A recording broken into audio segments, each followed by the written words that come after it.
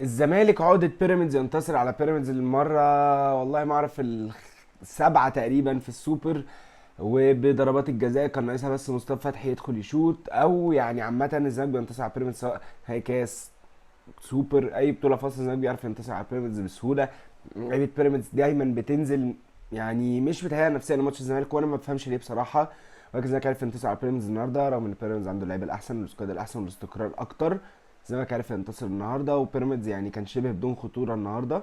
كل ده هنتكلم على اللي عمله احمد عبد الرؤوف النهارده في الماتش ومدرب الزمالك. فلو عجبتك الحلقه ما تنساش تعمل لايك كومنت سبسكرايب. بس كده يلا بينا. النهارده الزمالك ده التشكيله كان محمد عواد، محمد اسماعيل، محمود الونش، عمر جابر، احمد فتوح، محمود بنتايك، محمد شحاته، احمد ربيع، عدي دباغ، وناصر ماهر، وعمرو ناصر.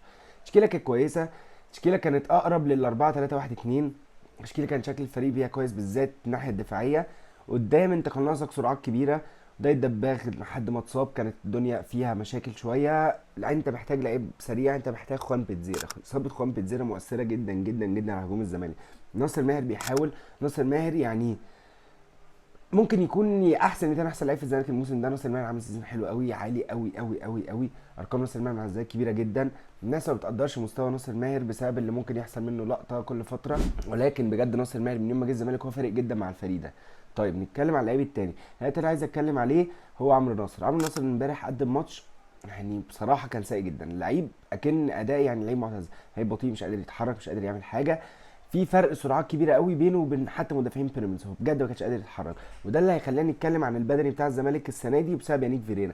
يانيك فيريرا من اول ما جه في مشكله في البدني كبيره في نادي الزمالك. مشكله ملهاش حل. الفريق بيتعدي عليه الدقيقه 60 لعيبه خلاص ريحت ريحت. وفي لعيبه شكلها بدنيا مش فت زي ناصر منسي وزي عمرو ناصر. لعيبه بدنيا مش فت خالص. اللعيبه كلها مش فت. اللعيبه بتيجي الدقيقه 60 خلاص احنا متنا بنعتزل. اداء خلاص صعب. فان انت تكمل وتعرف تكسب بيراميدز بعد كل ده فده حاجه كويسه. الفريق هيتحسن مع المدرب البدني الجديد. كل ده هيتحسن وده هيفرق مع الفريق جدا. احمد عبد الرؤوف امبارح عمل ماتش كويس قوي. عجبني كذا نقطه في الفريق بصراحه، مع نقطه بنتايج اللي هو كان بيروح مع فتوح ناحيه الشمال واوقات بيبقى نص ملعب. امبارح كان شكل الفريق عجبني جدا بصراحه في الناحيه الدفاعيه. الناحيه الهجوميه لازم يلعب، لو انت هتلعب بالتشكيله دي لازم تلعب الجزيري وفراي، لازم تلعب خوان بيتزيرا او تلعب الجزيري وشيكو بانزا. دول هيقدروا يعملوا قلق للفرق. غير كده انت مش هتعرف تعمل قلق للفرق قوي قدام حتى لو بتحاول تكسب الكور التانيه. فالزمالك عارف ينتصر ويصعد. على الناحيه التانيه الاهلي وسيراميكا. الاهلي ما شاء الله امبارح عرف يعدي كالعاده بمساعده جميله جدا. يعني البينالتي بصراحه مش عايز اتكلم. كره الجون التاني حتى فيها شك انها تسلل. محدش يعني بصراحه فاهم إيه اللي بيحصل من السنه اللي فاتت في الكره المصريه، والموضوع زاد. وهنقابل الجعان اخيرا. فلو عجبتك